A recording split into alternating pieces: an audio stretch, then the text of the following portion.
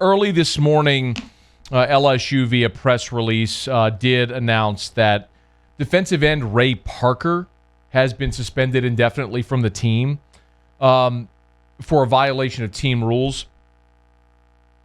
If you remember Parker, he left Ruston High. He was the number 154 overall prospect in the country. He played tight end at Ruston. He played tight end, signed as an offensive tackle. He was actually listed as the number 14 offensive tackle prospect in the country. So he was a big, tall, lean kid. They figured, man, just put about 30, 40 pounds on him. You could probably turn him into a really good offensive tackle, an athletic kid on the edge. Well, when he got to LSU, they moved him over to the defensive side of the ball. He redshirted last year playing outside linebacker in Dave Aranda's defense. Well, enter Bo Pelini, moved to a 4-3. Now he's a hand-in-the-dirt 4-3 defensive end who at 6'5", 270 actually really looks the part of a hand-in-the-dirt 4-3 defensive end. Well, today announced that he's been suspended indefinitely for a violation of team rules. So one of the things that we've obviously spent a lot of time on here of late is talking about LSU's depth. And, you know, we were reminded of this again today, if you missed it. USA Today is doing a rank 1 to 76 of every team that's playing college football this year. So they started with the 1 to 130, and now they've taken out the teams that aren't playing, and they've ranked every team. Well, LSU, without playing a game, fell from 7 to 11. They moved out of the top 10 without playing a game because they lost Tyler Shelvin and, of course, Jamar Chase. And even with those losses, my feeling hasn't changed in that 1 to 22, LSU is still as good as anybody in America. And you could go position by position, and it would make a lot of sense. Like, if just look in the SEC, if I looked at Miles Brennan, a fourth-year junior, and said, would you take Brennan or would you take Mac Jones at Alabama? Neither's played a ton of football. You could make a really strong case for Brennan. When we talk about receivers, I mean, Bama with Devontae Smith may have the guy that's more accomplished right now, but Terrace Marshall ain't far behind, and as a group, I'd probably take LSU's receivers as a whole. And you could go position by position, and you could make that case. But what's happening to this team right now is reminding me a lot of what happened leading up to that Fiesta Bowl against Central Florida. Do you remember that? LSU was playing Central Florida, and you had Greedy Williams opt out of the bowl game. And then Christian Fulton got injured in the finale against Arkansas, or the second to last game against Arkansas. And Caleb Chasson was out with an injury. And Jacob Phillips was out for the first half because of a targeting penalty. And then Kelvin Joseph was suspended for the game, as we know, and then ultimately left LSU. And Ed Alexander was out with an injury. And then during the game, in the first half, Terrence Alexander threw a punch, and Grant Delpit got ejected for targeting. So you were down 9 starters in that game. And, I mean, I remember it wasn't really that funny, but it was kind of funny. Like, in the pregame, they're showing the defensive line warming up, and it's like 4 dudes. I mean, they had no depth. They had no numbers. And that's why I kind of look at this team right now, man. When NCAA scholarship limitations allow you 85, and right now you're at 70 scholarship players, you just don't have numbers, man. Like, I look at LSU's defensive line, and I still like Apu Ika and Glenn Logan in the middle.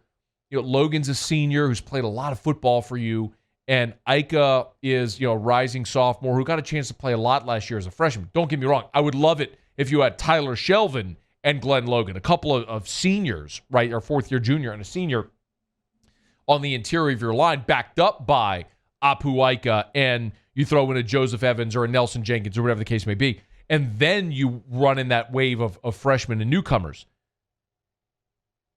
But that's not the reality. You've got Glenn Logan and Apu Ika, and Ed Ogeron said when he met with the media on Tuesday that Joseph Evans is running with the first team right now. He's a starter. I mean, Joseph Evans, until a week ago, was playing offensive line. Offensive line. He just flips over to defense. That was a starter. I mean, it's one of two things. Is it because he's really good or you're really thin?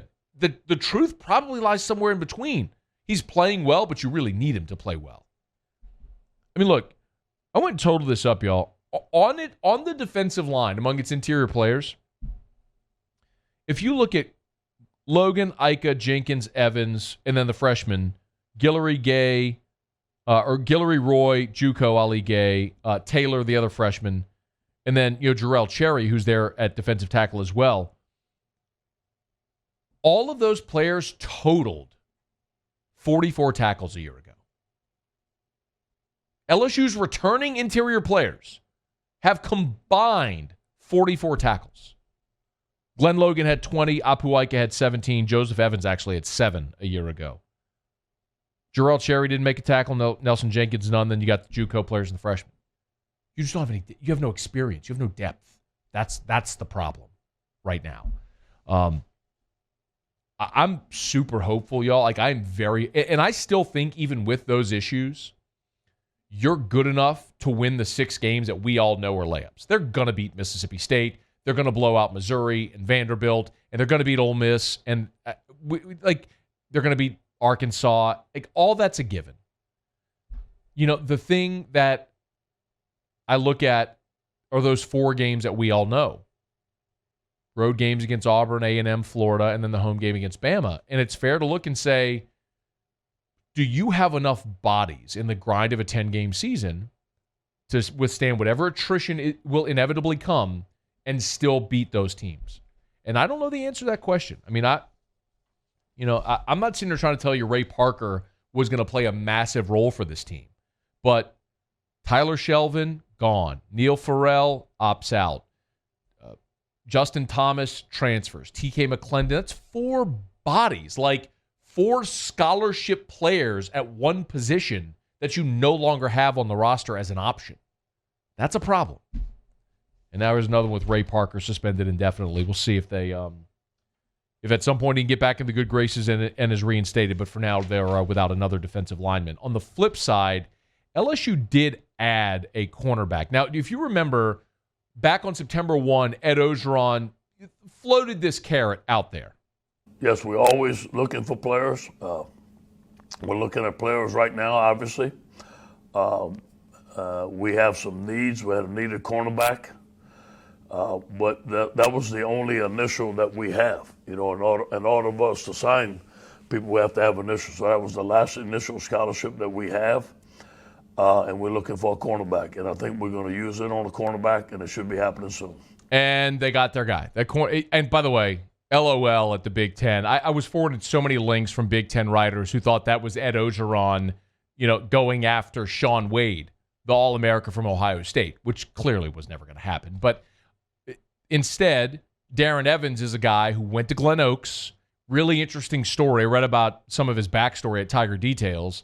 And some of his backstory, which I didn't know, is, while he was at Glen Oaks, a lot of people encourage him, man, you got to go somewhere else so you can get on teams' radar. But being at Glen Oaks, he was kind of a hidden prospect and didn't have many offers, despite the fact that he was a really good player. He goes to Nicholls. He becomes an all-Southland second-teamer. He had started 14 games last year at corner, 5th in the FCS with 15 pass breakups. So now you take this guy who's 6'2", long, has played a ton of football, and you put him in the spot that basically was going to be Kerry Vincent. That sort of hybrid guy that you could put in the slot as a long guy, or you can even kick back as a cover safety in nickel and dime packages. It allows you to put another guy on the field that has college experience, another veteran player on the field, instead of leaning on Dwight McLaughlin or Jay Ward or a lot of the younger guys who haven't had a lot of playing time. Now, the guys you have back that you feel really good about, I mean, I'm obviously very bullish, as everyone is, on Derek Stingley. Derek Stingley's a freak show. He's arguably the best defensive player in college football.